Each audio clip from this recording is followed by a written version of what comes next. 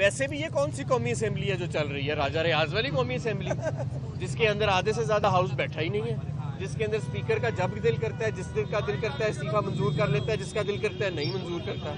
काम हो नहीं रहा, हुकूमत चल नहीं रही।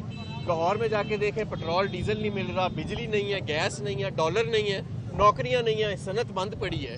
तो ये कौन सा अपने ये जो हुकूमत है पीडीएम की, ये कौन सा अपने घर के ऊपर तोप लगा के बैठे हुए हैं। ये इलेक्शन जो है इसमें भी हम भारी अक्सरियत से कामयाब होंगे, और जब अप्रैल के अंदर आइन और कानून के मुताबिक आम इंतखाबात होंगे और 66 दिन के बाद पाकिस्तान तहरीक इंसाफ की पूरी भारी अक्सरियत से हुकूमत बनेगी, हम उस इलेक्शन में भी कामयाब होंगे। इन 33 के बाद हमसे दोबारा 33 मरतबा इलेक्शन करा लें, हम सियासी लोग हैं, हम इलेक्शन से फरार इख्तियार नहीं करेंगे, हम लंदन नहीं भागेंगे, हम ये नहीं कहेंगे कि अमन व अमान या माशी सूरत हाल ऐसी है कि इलेक्शन नहीं हो सकते।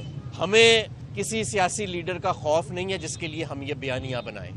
जो भी इलेक्शन होएगा, चाहे वो बल्दियाती इलेक्शन हो, चाहे वो सूबाई इलेक्शन हो, चाहे वो कौमी असेंबली का इलेक्शन हो, पाकिस्तान तहरीक इंसाफ उन तमाम इलेक्शंस के अंदर हिस्सा भी लेगी और इंशाअल्लाह ताला भारी अक्सरियत से कामयाब होगी। अब मैं आपको एक और बात बताता हूँ, इंशाअल्लाह ताला आज तकरीबन 66 दिन रह गए।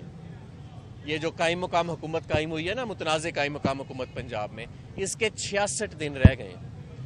66 दिन के बाद एक दिन भी और ये काम नहीं कर सकते।